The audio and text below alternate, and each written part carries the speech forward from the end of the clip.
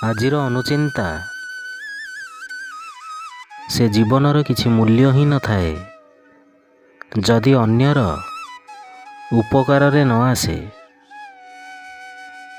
ସେ ରୂପର କିଛି ମୂଲ୍ୟ ହିଁ ନଥାଏ। ଯଦି ଗୁଣ ନଥାଏ ସେ ବିଦ୍ୟାର କିଛି ମୂଲ୍ୟ ହିଁ ନଥାଏ। ଯଦି ବିନମ୍ରତା ନଥାଏ